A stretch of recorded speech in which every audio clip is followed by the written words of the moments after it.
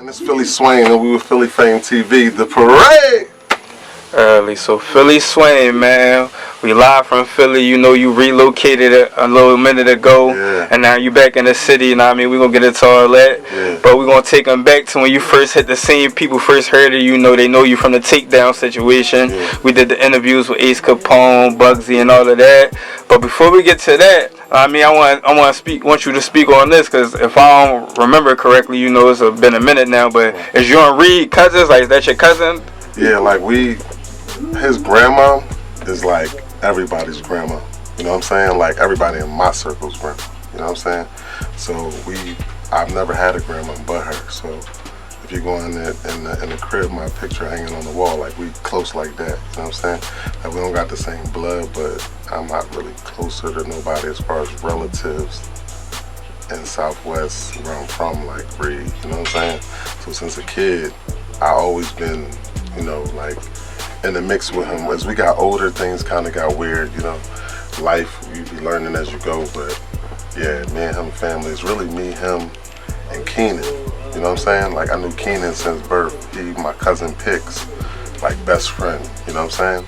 Like so, as I got older, I really was like fucking with the ball and the rap, and Keenan was always the best one in our age group that was with the ball. You know what I'm saying?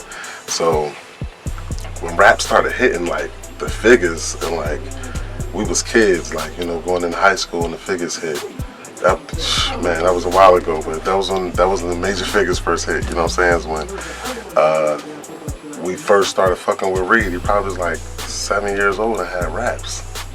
So that's how far me and Reed go back, like 7 years old. Nigga, Bob Dole, because he had this one rap that he loved that he used to be like, I got more raps than Bob Dole's got speeches, teachers. So he was probably like 7, you know what I'm saying? He used to put on all his uncle's jewelry before his uncle died, come out on the block and try to be a rapper, you know. He was finding himself at an early ass age. Like, he knew he wanted to be a rapper, but we really didn't know. We wanted to play ball. This nigga would come while we playing ball and be trying to battle with some shit, you know what I'm saying? Like, Reed was really way more into rap than us. So we would all go to his crib, and his grandma was like, took care of us, you know what I'm saying? Like I remember I was in a jam and I had to stay there, like literally hidden in there for like 2 months, you know what I'm saying? I was a kid, I wasn't even grown, probably like 16, 17, you feel me? So like, really family, like, it don't really get no deeper than that, you know what I'm saying? Alright. Nah, that shit is, so, and Southwest ain't really a place where people really fuck with each other. It's always drama, and 60th Street never fuck with 58th Street, but I think the fact that people used to always tell me don't go to 58th Street because it'd be beef was what made me want to go to 58th Street. So I used to always be down there with the 58th Street niggas just because I knew other niggas really wasn't fucking with them, you know what I'm saying?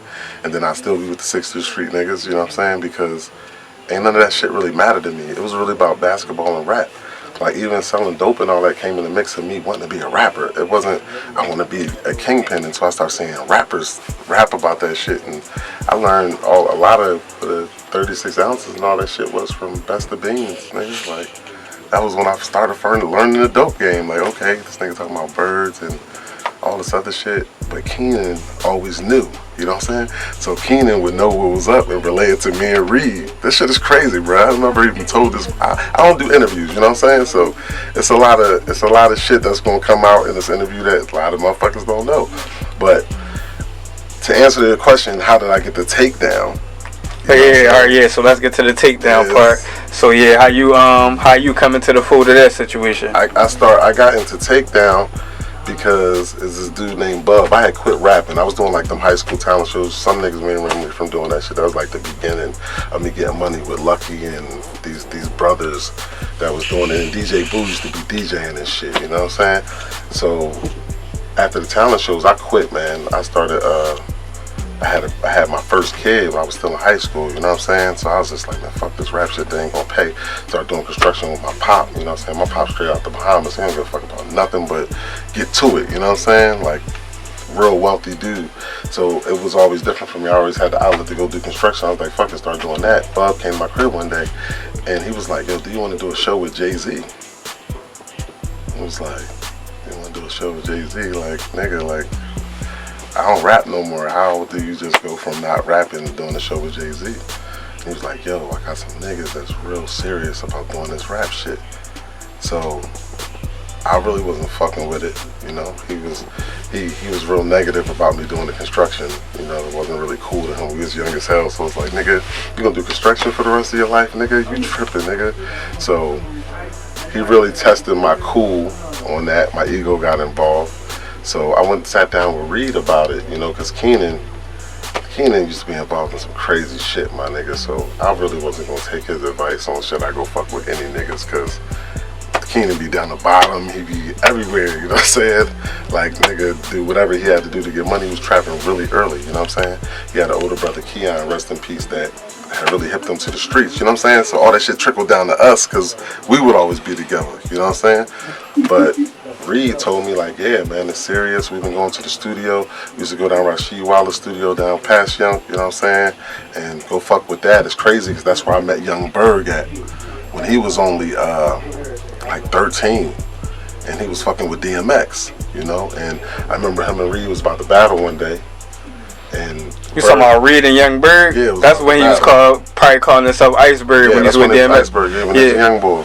He used to live on Second and Loud and shit. He still live around here? Yeah, he still live in Philly? Yeah, I ain't never knew that. DMX, man, and you know, I can't really get into, you know, whatever they was on, but he definitely was signed to DMX. He used to be right down at the studio, Rasheed Wallace studio down there. And, you know, he used to come by, you know, it was all in one building, you know. So he used to come by, fuck with us. And later on in life, after the takedown shit happened, I went to jail. The whole Hustle Diaries reality show type shit happened. I ended up going to jail, came back. 90 days, went back to jail. When I came home, I did the 106 and Park shit. Once I won that, I started getting paid crazy for battles. You know, I could go anywhere and get paid for 3 minutes of rap. I mean, it's crazy. It's 3 minutes around, at least now. But back then, it was an easy bag. I could get it, you know what I'm saying? Real quick, I go in there, freestyle, get me quick money. I didn't realize I was battling Howard the Dons and motherfucking, you know, huge people that would be huge. K-Shine. Niggas that would be legendary in this shit. Like, I didn't really know. You know, I started out when I came home from jail, the lawyer off of Hustle Diaries owned Entre. You know what I'm saying? So I started working for him so that I could have a parole. You know what I'm saying? Have a job for parole. And that nigga taught me the ins and outs. Before you know it, I was running this girl named Jamie Knight's campaign. She had a single with Jay-Z. You know what I'm saying? That taught me the industry. Like, whoa. I was watching the shit turn into, like, online. It was like, oh shit, I'm not about to put no shit out like right now, like after I just seen everybody else go through this crazy transition that wasn't going well for them. So I fell back, started doing battling, and, you know, I think the fact that I actually had options and I had a bigger outlook on the music business is the reason why battling was always easy to me. A lot of dudes in Philly didn't really want to mess with it, you know what I'm saying? Shout out to people like Ness and a couple other people that just went out there and really just did it when it was a time where we was kind of getting disrespected as a city, man, and nobody would battle. Shout out to Tech. Me and Tech went in, nigga, like real stories. Like me and Tech go in the motherfucking John, just like me, him, he with 2 niggas, I'm with like 2 niggas, you know what I'm saying? And maybe 2 bitches. Like we in the middle of whatever that fucking video store is, in the middle of fucking Harlem, like walking into that motherfucker not knowing if niggas was fucking with us or not. Like, shout out to Lux. That's why I got mad love for Lux, because him and Sub-Zero, I don't give a fuck what they ever went through, but Sub-Zero was a thorough nigga too. And we went in there and we battled. A lot of people may not even pay attention to the fact that that was a Sub-Zero battle, you know what I'm saying? But we went and battled in that motherfucker, and that shit was like game changing, because niggas wasn't fucking with us in there. Niggas wasn't shaking our hands. Like, it was a couple fans in there. It's always gonna be fans in there. But niggas wasn't fucking with us. Niggas wanted to see us lose, nigga. We wasn't getting battles in Philly. You know what I'm saying? First time I ever battled in Philly was in 2015 against DNA. You know what I'm saying? The other time was in that Eminem tournament where you had to rap with the words off screen and shit. You know what I'm saying? So it was a huge transition for me, and I kind of got caught up in the politics of wanting to defend for my city. And it's crazy because my city didn't even really seem to give a fuck. I mean, some people did, but most people didn't really give a fuck about what was going on and what I was dealing with, going city to city, having these battles, and nobody from Philly show up to these motherfuckers. And they was huge battles, like sold out events. I've never battled at an event that wasn't sold the fuck out. You know, even if it was in a fucking record shop, it was tons of people there, but they was never our people. you know. And this may stray away from topic, but this is really fucking important, man. Like, if I would have depended on my city to support me, I wouldn't be here. Like, whether that helps you in a way of understanding that your city won't support you, or whether it helps you in a way of understanding that you need to support the talent that's representing for the city. And stop judging, and we all ain't got shit. Nigga, I'm from 60th Street, Southwest Philly.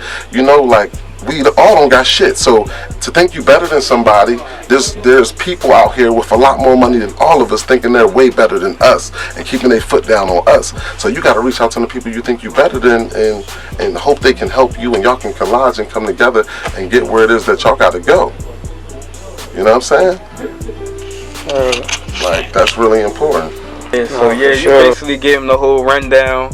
You know, so from this point, after you did the battle stuff and all that. Oh yeah, that's important, man. Go ahead. Nigga, I almost fainted in that joint. I was going so hard. Me and K-Shine, they put out like 2 rounds, I think. Nigga, me and K-Shine literally went probably like 12 rounds, nigga, and like started tussling, nigga, like, cause he poked me in my chest, and nigga, and I grabbed him, and then, you know, he grabbed me, and nigga, we was about to get it in there, like, nigga, it wasn't no joke, nigga, like, that's the reason why in the Daylyt battle, I was like, man, keep it rap. Because at that point I started understanding that, nigga, it's people that we fighting against that's bigger than us. Like, I'm battling against Daylyt. I guess he just trying to make a name for himself. I'm in that motherfucker strapped. Like, shit could have went left. You know what I'm saying? So it's like, niggas need to kind of like leave the music shit a business. You know, all the way to supporting your peoples. Just because you may know his sister a hoe, or, you know, his other people did this and that. Judge the rapper for who they is, you know, and try to support them. Especially if they from your block or some shit like that. You know what I'm saying? Try to like the motherfucker. Some of these niggas really arrogant, I get it, but try to like the motherfucker. You know what I'm saying? I go into these places, I play my part now, later on in life. After the takedown shit, I end up going to jail. Everybody went to jail. It was really fucked up. You know what I'm saying? Came home. Nobody was fucking with me. We was able to get in every single door. Once they was gone, I couldn't get no doors. If it wasn't for Joe Marone giving me a job at Entra, and motherfuckers really wanted to check off Jamie Knight, let's keep it a stack, then I wouldn't even been able to do shit. You know what I'm saying? I had to go deal with a fucking singer to even get back in the game. Niggas was trying to box me out because they didn't want to see us win. Like, I understand that it was Bentleys that parked in the middle of the street and all of that shit, nigga. But nigga, I was 16 years old, being able to be in the club with the biggest stars in the world. You gotta respect what niggas was doing for us if you don't respect nothing else. You know what I'm saying? I don't care about niggas saying who got the city and all that. Who got the city? The mayor, nigga. You know? The president, you know, of the United States. That's who really own the city. You niggas don't own the city because you get a buzz on some rap shit. But right now, it's a huge shout out to niggas like PNB Rock, niggas like Lil Uzi, you know what I'm saying?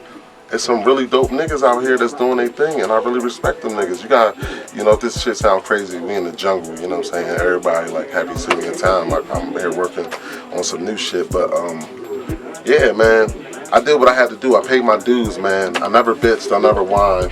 I just dealt with it. You know, battling didn't work for me because I'm not a wrestler. I can't be like, yo, I want to battle this nigga. Yo, I want to do this. They made me do it one time against Cyborg, and I hated that shit. That shit was like really tacky. It was corny. It was negative. You know what I'm saying? Don't bring that negative bullshit into the music. It's not the dope game. It's not cool, man. It only helps other people better what they trying to do. You know what I'm saying? That's it. My motherfucking dad, shout out to him. But at the end of the day, you know, now I'm doing something totally different. You know, I started doing the battle shit once I came home because niggas want to show me love. I went to 106 Park. I won that. You know, I was the first Philly nigga to go up there and actually win that shit. So once I won it, I started doing crazy battles everywhere, all over the world, from London to LA to Detroit. Eminem picked his favorite battle rappers. We battled in Philly. Then I went to the finals in Detroit, battled in front of Eminem. You know what I'm saying? I just went around the world. It was all about me doing more. You know what I'm saying? It wasn't about me being better than the nigga next door to me. That's corny as hell. Who gonna root for you if you're trying to be better than the niggas that's think, my nigga? Like, put it together. Be smart. Like, uplift. Don't put your own self down trying to cutting your nose off to spite your face, man. You shitting on your brother and shitting on yourself at the same time. Stop reading 48 Laws of Power, because that wasn't written by no black man. They don't understand the same struggle that you understand, so stop trying to live by that shit. Some of that shit'll work. It'll really work in their world, but it don't work in our world. It just helps us destroy each other more, that Willie Lynch bullshit. So, personally, me, I had to go through the whole battle shit, and through battling I met mad people from Dr. Dre to Chris Brown, all types of people on a personal tip. And one day Christina Milian just dead ass gave a nigga a chance. You know what I'm saying? Christina Milian gave a nigga a chance.